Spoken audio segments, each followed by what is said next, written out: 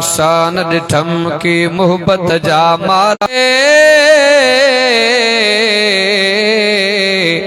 तुझा सहारा तू कादिर कुल कायनात जो हजारे हस्यूं ज़माने में पर मोहम्मद जो न मट भाया घुम्यो अरबी जे धरती ते मिट्टी सुरमो करे पाया सराज उन घोट जो उम्मती आया कंदो महशर अंगल अल्लाह सां खीर खालिस न मिले त खीर जो फायदो कहिड़ो चङो हुजे त चङाई न करे इन मीर जो फ़ाइदो कहिड़ो इल्म हुजे अमल न हुजे इन पीर जो फ़ाइदो कहिड़ो मजाज़ी मोहब्बत में पाण चीरजे इन चीर जो फ़ाइदो कहिड़ो बग़ैर तकबीर जे सीर ॾिजे इन सीर जो फ़ाइदो कहिड़ो सिराज मुड़ुस हुजे त मथेर हुजे न त बेज़मीर जो फ़ाइदो कहिड़ो। काबिल सदे तराम वाजिबुल एहतराम मुझा इंतहाई मोहतरम मुकर्रम मजीद दोस्तों भाइरों ऐं बुजुर्गो माला तबारक व तआला जे कुरान अज़ीम जा हिकड़ी आयत सगोरी अवां दोस्तन जे खिदमत आलिया जे अंदर तिलावत कई है। दुआए त अल्लाह तबारक व तआला बुधण बुधाइण समझण ऐं समझाइण खां बाद रब साईं अवाई असां समूरन खे कुरान अज़ीम जे मथां अमल जी तौफ़ीक़ अता फरमाए। उलमा जी हाज़री अवां दोस्तन जी तशरीफ़ आवरी दोस्तन जो जानी माली तावन रब साईं पांजे बारगाह इलाही जे अंदर मंजूर ऐं मक़बूल फरमाए। यूनिट वधण महर जे तरफां गोड़ शरीफ महर जे अंदर दोस्तन जे मेहनत ऐं कोशिश सां अज़ीम शान पुरवकार तकरीर अल्हम्दुलिल्लाह अज जारी ऐं सारी आ जिन मुझे भाइरन असांजे जमात जे दोस्तन वरडन बुजुर्गन मेहनत करे कोशिश करे टको टको मेड़े कुरान अज़ीम जी दीनी इल्मी फिक्री कचहरी एडी सारी सिंगारी आ। अल्लाह तबारक व तआला दोस्तन जे जानी माली तावन खे पांजे बारगाह इलाही जे अंदर मंजूर ऐं मक़बूल फरमाए ऐं ही जलसो ही प्रोग्राम ही कचहरी आखिर जे निजाज जो सबब ऐं ज़रियो बनाए। जन दोस्तन प्रोग्राम में जानी या माली सूरत में हिस्सो वरतो आ अल्लाह तबारक व तआला दोस्तन जे माल में उम्र में जिंदगी में बच्चन में अल्लाह तबारक व तआला बरकत जो फैसलो फरमाए। वरी पांजे वरडन जे इसरार ऐं हुकुम ते पांजे हिन पाड़े जे प्रोग्राम में रब साईं अचण जो मौक़ो ऐं सरब नसीब फरमायो आ। मां भी कुरान अज़ीम ऐं जनाब रसूलुल्लाह सल्लल्लाहु अलैहि वसल्लम जे हदीस जी रोशनी में चंद ॻाल्हियूं समझाइण जे लाइ अवां दोस्तन जे खिदमत जे आलिया जे अंदर हाज़िर थियो आं। अल्लाह तबारक व तआला जेको चवराए रब साईं मूंखे भी अमल जी तौफ़ीक़ अता फरमाए। अल्लाह अवां खे भी अमल वारो बनाए। अवां जे आॾो जेका मां आज सगोरी तिलावत कई आ इन आयत जे अंदर अल्लाह तबारक व तआला पांजे कुरान खे चैन लक़बन सां नवाज़ियो आ। पहिरें नंबर ते रब तो फरमाए त कुरान मां अल्लाह जी तकरीर आ कुरान मां अल्लाह जो वाइज़ नसीहत आ। बे नंबर ते रब तो फरमाए त मुंहिंजो कुरान सीनन जे बीमारन खां भी शिफा आहे। ऐं टे नंबर ते अल्लाह तो फरमाए त मां रब जो कुरान हिदायत भी आ। ऐं चौथे नंबर ते रब तो फरमाए त कुरान मां अल्लाह जी रहमत भी आ। चार लक़ब दौरे हाज़िर जा हालात अवां असांजे आॾो आहिनि। हर जगह ते अवां निहारींदो चारों तरफ अफरा तफरी आ झेड़ा झगड़ा कबायली मसला बदमाशी उरियानी बेचैनी बेकरारी उरूज ते आ को ॾींहुं वांदो नाहे जो आए ॾींहुं ज़ुल्म कोन्हे सोशल मीडिया जो दौर आ तव्हां मोबाइल ते निहारियो ज़ुल्म ई ज़ुल्म आ मां हिकिड़ो मिसाल ॾींदो आहियां पुराणे दौर जे अंदर वॾड़ा बि वेठा हो मुंहिंजा मोसन वेठा हो अशिन ॾाढ़नि वारा पुराणे दौर जे अंदर दीनदारनि जी आलमनि जी वॾड़नि जी चङनि जी मोसननि जी जंहिंसां नंग हूंदा हुआ उन जी इज़त हुई पर हाणे अबा उहा लज उहा अखियुनि मां हया निकिरी वियो आहे को ज़मानो हो इमामुल अंबिया मोहम्मद मुस्तफ़ा सल्लल्लाहु अलैहि वसल्लम जे दौर खां पहिरियां बि इहे ई हालात आ जेके अॼु हलनि पिया हिनी टाइम ॾिठो वञे त प्रोग्राम भी घणा थियनि पिया दीनी इल्म जो उरूज भी आ इदारा मदरसा भी माशाअल्लाह पर तॾहिं बि बेहयाई आम आ इमामुल अंबिया मोहम्मद मुस्तफ़ा सल्लल्लाहु अलैहि वसल्लम जे दौरे हाज़िर खां पहिरियां बि इहे ई हालात आ शिरक कुफर ज़ुल्म बरबरियत सालन जा साल कबायली झेड़ा हलंदा हा ऐं हाणे बि सेम उहे ई हालात पर हिकिड़ो दौर आयो जो बेहयाई जो खात्मो थियो कबायली झेड़ा खत्म थिया बरबरियत ॾाढ जबर ज़ुल्म खत्म थियो ऐं हाणे बि अवां असां सभु इहो ई चाहियूं था त ही ॾाढ जबर कबायली मसला झेड़ा झगड़ा फितना फसाद खत्म थियनि ता त अवां असांजी अमन वारी सुहिणी ऐं सुठी ज़िंदगी गुज़रे हाणे ॾिसणो आ त इन शइ खे ख़त्म कीअं कजे नबी से जे ज़माने का पहिरियां इहा हालात वरी अहिड़ो दौर आयो त अमुन ई अमुन वो अमुन तॾहिं थियो जॾहिं इमामुल अंबिया मोहम्मद मुस्तफ़ा सल्लल्लाहु अलैहि वसल्लम दुनिया जे तख़्ते ते आया त नबी साईं हिकिड़ो नुस्खो इस्तेमाल कयो वो नुस्खो कहिड़ो आहे उहो क़ुरान वारो इमामुल अंबिया मोहम्मद मुस्तफ़ा सल्लल्लाहु अलैहि वसल्लम जॾहिं क़ुरान जो वाइदो क़ुरान जी दावत ॾिनी हक़ीक़त के ॾिठो वञे मां अवां खां पुछां थो अबा जेको अल्लाह जे क़ुरान खे सम्झंदो त उहो ज़ुल्म कंदो आबा जेको रब जे क़ुरान खे सम्झंदो उहो माण्हू मारींदो जेको अल्लाह जे क़ुरान खे सम्झंदो कंहिं ग़रीब जा हक़ खवाईंदो हक़ीक़त के ॾिठो वञे तव्हां असां मुस्लमान त आहियूं पर अवां असां क़ुरान खे समझो नाए तव्हां असांजे ज़िंदगी में तब्दीली तॾहिं ईंदी इनकलाब तॾहिं ईंदो जॾहिं तव्हां असां अल्लाह जे क़ुरान खे सम्झंदासीं समझो था न भा जॾहिं तव्हां असां रब जे क़ुरान खे सम्झंदासीं जेकॾहिं चाहियो था तब्दीली अचे जेकॾहिं चाहियो था हक़ीक़ी इनकलाब अचे त अज़ीज़ो हिन अल्लाह जे क़ुरान के समझो इमामुल अंबिया मोहम्मद मुस्तफ़ा सल्लल्लाहु अलैहि वसल्लम जो सहाबी रसूला नबी इमामुल अंबिया मोहम्मद मुस्तफ़ा सल्लल्लाहु अलैहि वसल्लम दे वठी आया नज़र तकजा मां त हीअं चवंदो आहियां अॻे सहाबा कणा हा पर ईमान पहाड़ हा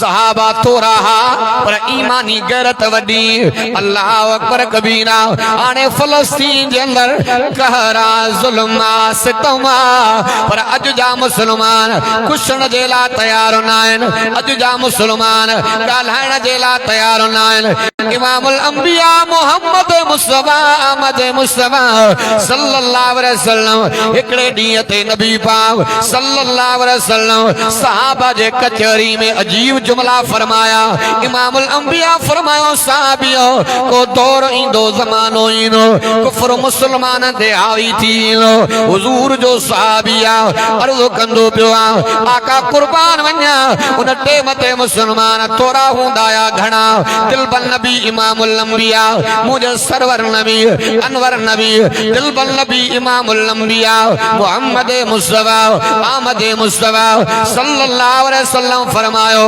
साहबियो मुसलमान घणा हूंदा आका जॾहिं मुसलमान घणा हूंदा पोइ कुफर हावी कीअं थी वेंदो दिलबल नबी इमामुल अंबिया मुझे नबी पाक जा जुमला हुजूर फरमायो उन्हनि जे दिलनि जे अंदर दुनिया जी मोहब्बत घर करे वीने उन्हनि जे दिलनि जे अंदर दुनिया जी मोहब्बत घर करे वीने माना नफ्सन सां प्यार कन्ना दुनिया सां प्यार कन्ना दुनिया जे मोहब्बत प्यार जे करे बुज़ल बणजी वीना अकेला अकेला थी करे टुकड़न में तक़सीम थी करे कुफ्र को मार खाइना अजीजो ज़मानो कलंदो पियो अल्लाह अकबर कबीरा है वो हुजे अबू बकर सिद्दीक जो ज़मानो अमीर उमर जो ज़मानो मीर उस्मान जो ज़मानो मुर्शिद अली जो ज़मानो नज़र तक जा रोज़ानो अवा मोबाइल ते ॾिसंदा हूंदो नंढा नंढा बच्चा नंढियूं नंढियूं न्याणियूं चीर जी रहियूं आहिनि कपजी रहियूं आहिनि पर कोई मुसलमान ॻाल्हाइण जे लाइ तयार न आहे पर हाल मुंहिंजो मौज़ू हलंदो पियो आहे चंगे बदर जे अंदर इमामुल अंबिया मुहम्मद मुस्तफा सल्लल्लाहु अलैहि वसल्लम जे सहाबा 70 काफर कत्ल कया 70 के कैदी बनाए इमामुल अंबिया मोहम्मद मुस्तफा ने आया नजर तक जा हालांकि अगला काफर पैसे में भी जोर आ अकुल में भी जोर आ नजर तक जा वडे वडे ताकत वाला कवि काफर आ पर दिल बन नबी इमामुल अंबिया मुझे हुजूर जा तंदु सहाबा एडन तवंग न रखे लित रहणी नबी पाक सल्लल्लाहु अलैहि वसल्लम ने कैदी बनाए आया 70 कत्ल थिया 70 हुजूर रे कैदी बनजी आया हुजूर जो साहबी हजरत जुबैर बिन मुतइम बिन आदी रज़ी अल्लाह तआला नो फरमाइंदो पियो अल्लाह अकबर कबीरा इमामुल अंबिया 70 कैदन ते नजर फेराइंदे हुजूर सहाबा के फरमायो जुबैर के मस्जिद नबी जे पिलर सा बदलो नजर तक जा हुजूर जो साहबी अते जुबैर बिन मुतइम बिन अदी तो फरमाए इमामुल अंबिया हुकुम फरमायो मुजा हथ रस्सी सा बदा बयान मस्जिद नबी जे सुतून सा बदला पिलर सा बदलना मगरिब जे नमाज जो टाइम थियो इमामुल अंबिया मोहम्मद मुस्तफा सल्लल्लाहु अलैहि वसल्लम मुसल्ले ते आया नजर तक जा सहाबी तो फरमाए मगरिब नमाज जो टाइम अजीजो जेकरे तमा सा रब जे कुरान के समझो भाव जो वेरी न बन गया जे कुरान के समझो पाड़े ते जुल्म न कयो जेकरे कुरान के समझो एक बे ते सितम न कयो जेकरे रब जे कुरान के समझो सूद जो कारोबार न कयो अज जो मुसलमान नजर तक जा मारो मारी करण में अव्वल नंबर मुसलमान सूद जे कारोबार में अव्वल मुसलमान ठगी जे कारोबार में अव्वल मुसलमान कत्लो गारत में अव्वल मुसलमान नजर तक जा हर फितने फसाद में मुसलमान पेरे नंबर दिया अजीजो वजह केड़ी नबी भी असा जो सुनो दीन भी असा जो सुनो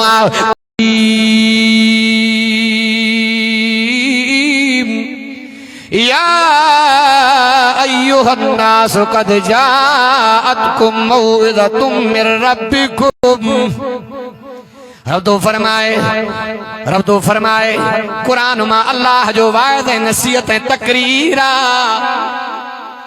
अब आए जलसो थियो होंदो जरूर पेरिया सलाह मशवरो थियो होंदो अब प्रोग्राम थे तो सालानो मौलवी केड़ा होजन आदे को चोंदो से फलाणो आलम भली तकरीर कंदो भलो वाद कंदो हर कजी पांजी पसंद अल्लाह तबारक व तआला हर कजे जुबान में पांजो लुत्फ रखो हर कजे जुबान में पांजो करार हर कजे जुबान में पांजी फसाद बलागत को चोंदो फलाणो आलम होजे को चोंदो फलाणो बुजुर्ग होजे वाह जी तकरीर कंदो वाह जो वाद समझाइंदो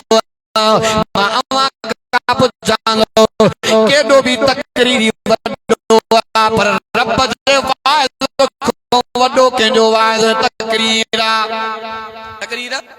अब तो शायद अमल क्यों समझो न रब जे कुरान ए बे नंबर दे रब तो कुरान में फरमाए वशिफाउल लिमा फिस सुदूर तो फरमाए अल्लाह पांजे कुरान में सीनन जे बीमारन का भी शिफा रखिया सीनन जे बीमारन इलाज भी रब जे कुरान में हदीसुन जे किताबन में ये गालियूं तमा के मिलनियो केतराई मानो नबी पाक देईंदा एकड़ो शख्सा मुझे साईं दे आयो आका कुर्बान वल्या से इलाज मा डाडो करायो पर सीने में सूर आ डाडो दर्द आ नबी पाक फरमायो त कुरान जी तिलावत घणी कंदो कर डॉक्टर साहब रहमतुल्लाह अलैह हिकिड़ो वाक़ियो ॿुधाईंदा। डॉक्टर साहब रहमतुल्लाह तां ख़ुतबा त पढ़ंदो न साईं जूं तकरीरूं जेके हाणे किताबी शक्ल में आयूं आहिनि जो मां मुतालो कयो।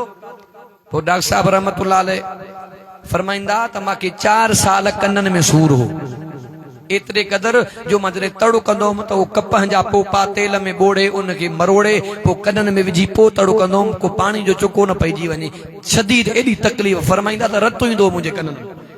फरमाईंदा रमज़ान मुबारक जो महीनो आहे, मां उम्रे ते वियुमि, हरम पाक जे हमामनि में तड़ुकण जे लाइ वियुमि त कपह कढी करे मां तेल में ॿोड़े हेॾो बि विधी त हिकिड़ो अरबी हुजे पर कुराड़ो हुजे हथ खां अते चए मुल साहिब हे छा थो करे?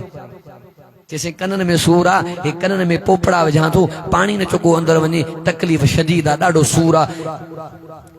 जी छा कंदो आहे? तालीम केतिरी थी? डॉक्टर साहब रहमतुल्लाह अलैह फरमायो साईं सनो सको अल्लाह क़ुरान जो कमु वठे थो।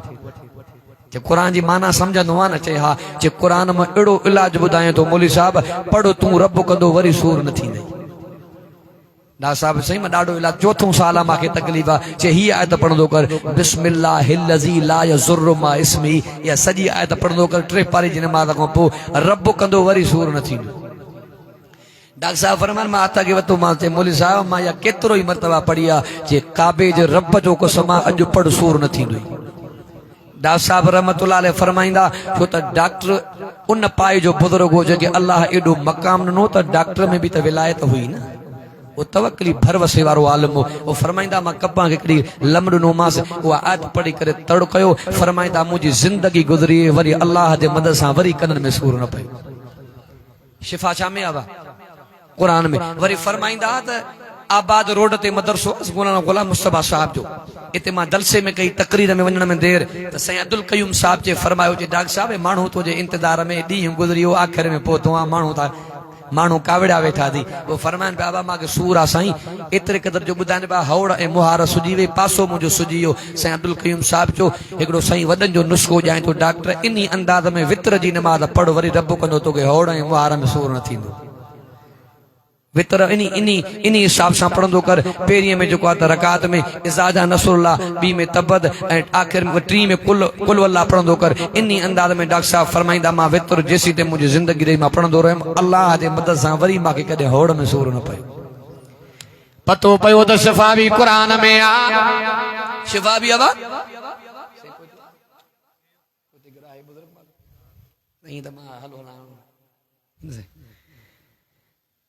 अज़ीज़ दोस्तो भाइरो बुज़ुर्गो, तव्हां असांजे मथां रब जे क़ुरान जा बि हक़ नज़र त गजाओ। पहिरियों रब जे क़ुरान जो हक़ इहो आहे, तव्हां असांखे ईमान बनाइणो आहे। ईमान बिल क़ुरान, हे रब जो क़ुरान मुबारक किताब आहे। रब जो क़ुरान मंज़िल मिनल्लाह किताब आहे। हे रब जो क़ुरान मुबारक किताब आहे। रब जो क़ुरान मंज़िल मिनल्लाह किताब आहे। अल्लाह जो क़ुरान आलमगीर किताब आहे। रब करीम सां ॻाल्हाइण जो ज़रियो बि क़ुरान आहे। मां हिकिड़े बुज़ुर्ग जो पढ़ियमि के किताब में त जेके बच्चा मदरसे छॾियो था न, उन जी जजी ख़िदमत कंदो जेको, त उन जे घर में रिज़्क़ माल में अञा बरकत थींदी। जेके तव्हांजा बच्चा पढ़नि था न मदरसे, उन जे मथां दिलि खोले तावन कंदा कयो। असां स्कूल वारे ॿार ते महिनत कंदासीं, बाक़ी लम थम ते पोइ मदरसे जे तालिब खे पढ़ाईंदा आहियूं, ईअं न कयो। अल्लाह ॾेव त पंहिंजे घर वारनि जी दिलि खोले ख़िदमत कंदा कयो। अबा इहो सदके जो सवाबु, अञा बरकत थींदी। हिकिड़ो मूंखे मिसाल यादि आयो, हिकिड़ी माई कंहिं जॻह ते वई पढ़ण जी, पोइ महीनो ॾेढ गुज़रियो, उनजो पीउ वियो, चए अम्मा ॾे ख़बर भला हाणे त माहौल ठीकु आहे, को हाल वाल दिलि चयो त धीअ खां वठी अचां। चए अबा माहौल त ठीकु आहे, पर हिन घर जे हिकिड़े शेड्यूल मां ॾाढो फाथी आहे। सम्झो था, हर हिक जा पंहिंजा शेड्यूल आहिनि। चए कहिड़ी? चए साईं अबा शेड्यूल इहो आहे त महीनो हिन घर में सांदे दाल पचंदी आहे। सम्झो था न बा छा? महीनो दाल पचंदी आहे। सोरे खे चई चई थकी आहियां, जे चुप कर रहणो थी रहो, त न त असांजे घर जो इहो पुराणो वॾनि खां वॾी शेड्यूल आहे। सम्झो था न? हुन चयो अम्मा हाणे हीअं करे, हिकु ॾींहुं दाल पचाए पोइ मूंखे ॾे दावत, त मां तोखे इहो घर सुधारे ॾियां। सम्झो था न भा? चए इहो वरी कीअं? चए भला हिन में बि का हिकमत आहे। दाल तयार थी वई, पीउ खे ॾिनई दावत, सोरे खे चई मां अबे खे दावत ॾियां। अम्मा ठीकु आहे, छो न? चए तुंहिंजो पीउ आहे वाल साहब आहे। ॻाल्हि आई सखावत थी। पोइ जॾहिं हुनजो पीउ जो पोतो त धीअ खे चई छॾियो अथनि भाॼी में विझजांइ नशो। हा बा हाणे वेतर दाल नशो जो आयो त सभई सुम्ही पिया। ॻाल्हि सम्झो था न। हो जो आयो चई हाणे चङो हिकिड़ो बाठो मूंखे हथ कर त सभिनी खे तलड़नि था वठां। वारे वारे ते सभिनी खे कुटियईं। पोइ जॾहिं हुनजो सहुरो जेको हुनजे धीअ जो हुयो उनखे टेक जे पिलर सां ॿधईं। वरी हुनखे खुमार वरी ॿ टे वरी पासनि जा भीड़ेसि। चई मूंखे सूर थो थिए। चई निबागा तूं मरी वियो आहीं। चई मां जागां थो। चई मरी वियो आहीं मां अलाह जो मलाह कहीं शेड्यूल जा पादर थी। सम्झो था न भाउ। जॾहिं होश में आयो ॾींहुं ॿ गुज़रियो ॿिए ॾींहं ते नुंहं खे चए पियो चए अम्मा भाॼी पचाए त पुछा कजांइ तकड़ न कजांइ। चए छो? चए अम्मा अॼु दाल न पचाइजांइ। चए अब्बा शेड्यूल आहे न। चए शेड्यूल खे बाहि ॾे मां कल्ह वॾो अज़ाब ॾिसी आयो दाल जो। सम्झो था न भाउ। त रब ॾे त एतिरी बि माना जेको आहे त बखीली चङी न आहे। अलाह ॾे त घर जी घर वारनि जी रब ॾे त ख़िदमत कयो। को खणी त कोन वेंदो न। बराबर पहिरें नंबर ते रब जे क़ुर जो हक़ इहो आहे त ईमान बिल क़ुर ईमान बनाइणो आहे त अलाह जो क़ुर सचो किताब आहे। रब जो क़ुर मुक़द्दस किताब आहे। हे क़ुर किताबुल्लाह बि आहे त कलामुल्लाह बि आहे। छाजे करे अलाह तबारक व तआला ॿियनि किताबनि जी तिलावत कोन कई आहे। रब क़ुर जी पाण तिलावत कई आहे। हे क़ुर किताबुल्लाह बि आहे त कलामुल्लाह बि आहे। जॾहिं अलाह तबारक व तआला क़ुर जी तिलावत कई आहे मलाक चवंदा पिया आहिनि उहा क़ौम नसीबनि वारे उहे माण्हू भागनि वारा जंहिंजे पुखे में उहो किताब ईंदो उहो क़ुर ईंदो जेको अलाह पाण पढ़ियो आहे। उहा भागनि वारी नसीबनि वारी क़ौम ही आहे। पर असां पाण बदनसीब। हाँ साईं मां त ॾिठो आहे मदरसनि में मस्जिद जी कमेटी में बि गिड़ उहे कंदा थी जेके टको कुझु न अचे। समझो था न। पर हाणे शुरुआत थी आहे हीअ सलीम जान मज़ारी ईद पाण पढ़ाई ख़बर पए वाला कोन। असां वैसे ॿिए ॾींहं ते मौलाना नूर मोहम्मद लोलाई जी दावत ई पोइ चइबो साईं हीअ ईद सलीम जान मज़ारी पढ़ाई आहे। पोइ मां तो चवां त हिकिड़ो आहे जेको कम त हुनजा निभागे जा किना आहिनि जुनेद नाले हिन मोबाइल ते हले थो। पर मां त चवां एॾो किरियल माण्हू बि उनखे मुंहं जा मोचड़ा पियो सिंध जे लाइ ॻाल्हाए। हा साईं हाणे मां चवां अबा रुमाल जो रंग अछो आहे तव्हां जो अछो न आहे। मां चवां हे आहे पर जेको हक़ीक़ी रंग जेकॾहिं मां न मञा त पोइ तव्हांखे को असर पवंदो छा? हा साईं हे के नाला ठहंदा पर तॾहिं बि क़ुर भीड़ियूं था वञनि। हेॾे त कोन था वञूं। हे के तंज़ीम जो मसइलो न आहे के जमा जो मसइलो न आहे। हे तव्हां सां समूरनि जो मसइलो आहे। उथी पओ हक़ जे ख़ातिर जान वई त सौदो सस्तो आहे। हक़ जे ख़ातिर विढ़णो बि पवंदो आहे लड़णो बि पवंदो आहे। इंशा अल्लाह जमीयत उलमा इस्लाम जे तरफ़ां उलमा जो सॾो थियो आहे मैदान मल्हायो आहे। रत जे आख़िरी कतरे ते इंशा अल्लाह पंहिंजे हक़ जे लाइ लड़ंदासीं विढ़ंदासीं। ही हिंद नाहे सिंध आहे सिंध मुंहिंजो साहो आहे। ही हिंद नाहे सिंध आहे सिंध मुंहिंजो साहो आहे। सिंध मुंहिंजो साहो आहे सिंध मुंहिंजो चाहो आहे सिंध जो आहे अलाह आहे। इंशा अल्लाह क़ुर वारनि जो हक़ जे उलमा जो साथ ॾेई इंशा अल्लाह सिंध सां जन गद्दारी कया उनखे बि मुंहं जा पादर उहे हणंदासीं जो उनजा नसुर यादि रखंदा।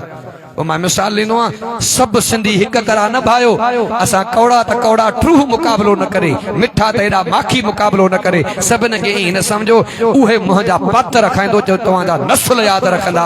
इंशा अल्लाह उलमा जे मैदान ते उलमा सां गॾु अची करे इनखे बि मोचड़ा रखबा।